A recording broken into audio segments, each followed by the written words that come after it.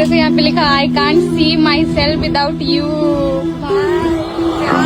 ऐसा और बंदा तो ऐसा मतलब अपने बाइक पे लिख के घूम रहा है भाई। देख रहा बड़ा बात से प्यार करता अपनी जीएफ से नहीं। नहीं, अपनी गर्लफ्रेंड के लिए था उसका।